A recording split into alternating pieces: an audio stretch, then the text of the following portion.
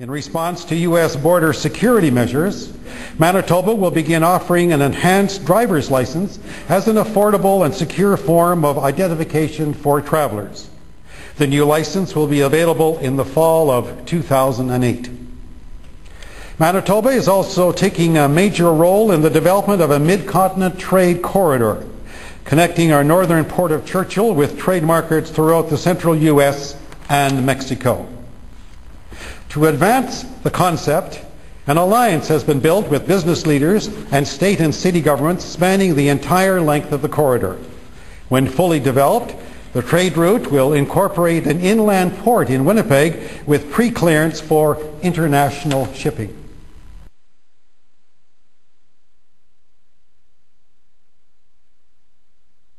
Thank you. As you three leaders meet here, there are a growing number of people in each of your countries who have expressed concern about the Security and Prosperity Partnership. This is addressed to all three of you.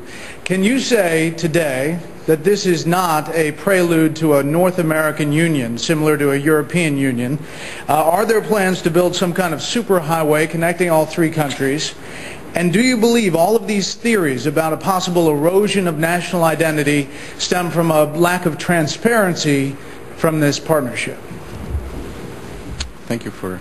Well, let me begin. And I guess I've read some things from my opposition in Canada. I'm not sure these are generally expressed concerns, but a couple of my opposition leaders have speculated on massive water diversions and superhighways to the continent, maybe interplanetary, I'm not sure as well.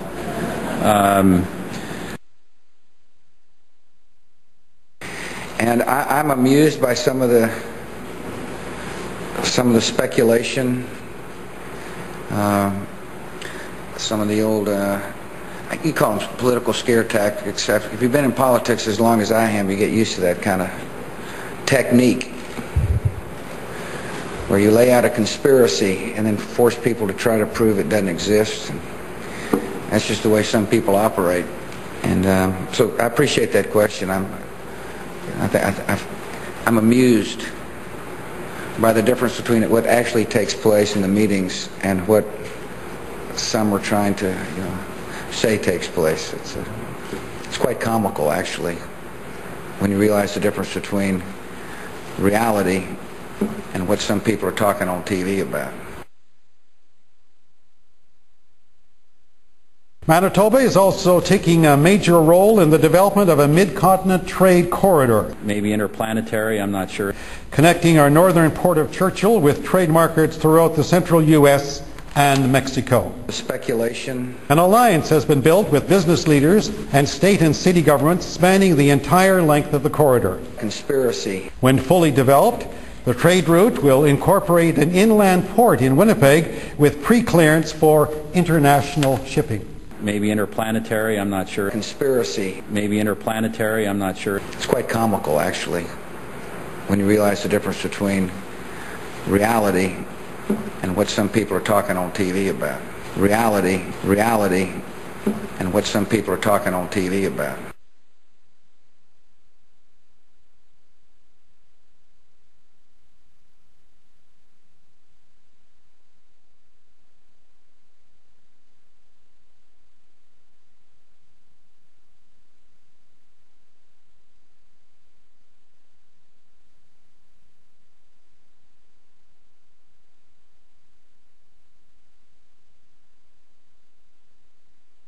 The United States is a force for good.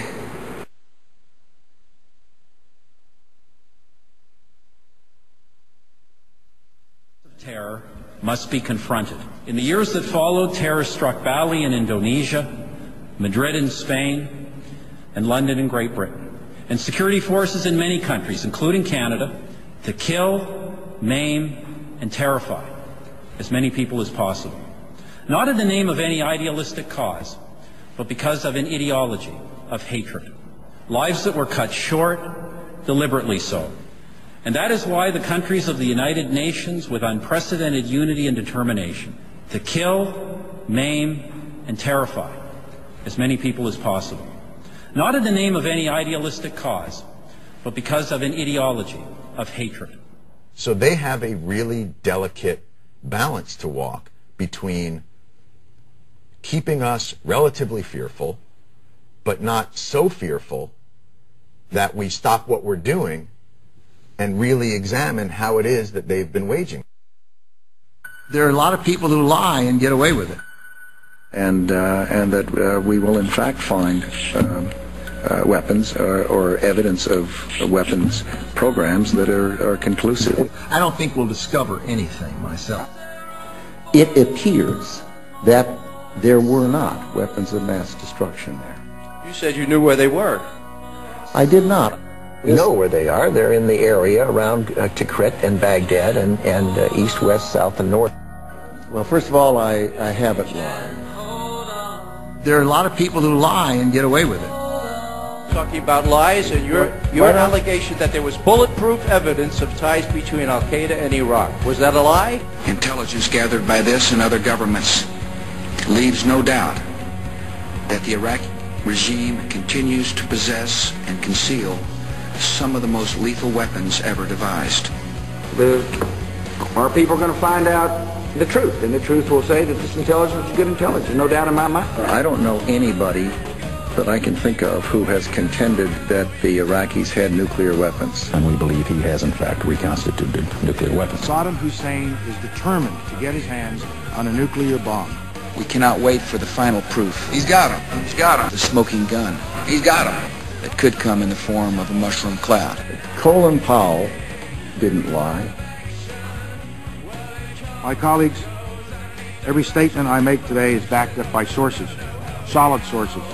These are not assertions. What we're giving you are facts and conclusions based on solid intelligence. He has not developed any significant capability with respect to weapons of mass destruction. He is unable to project conventional power against his neighbors. Our people are going to find out the truth. I have not suggested there's a connection between Iraq and 9/11. You have said in the past that it was, quote, pretty well confirmed. No, I never said that. Okay. I think that is... That's absolutely not. What I said was, it's been pretty well confirmed that he did go to Prague and he did meet with a senior official of the Iraqi intelligence service. Saddam Hussein aids and protects terrorists, including members of Al-Qaeda.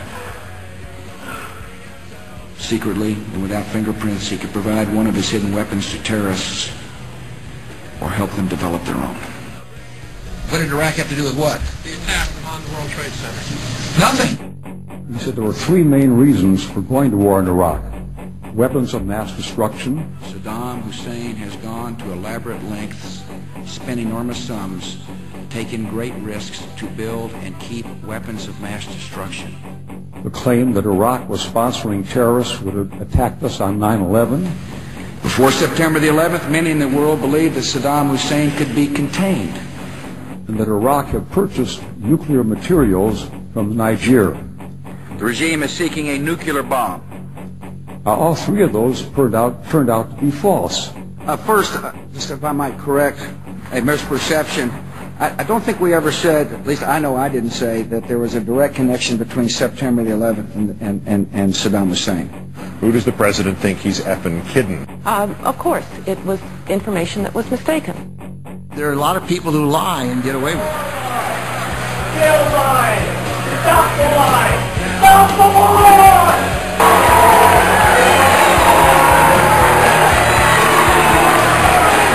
It is a clear violation of the law.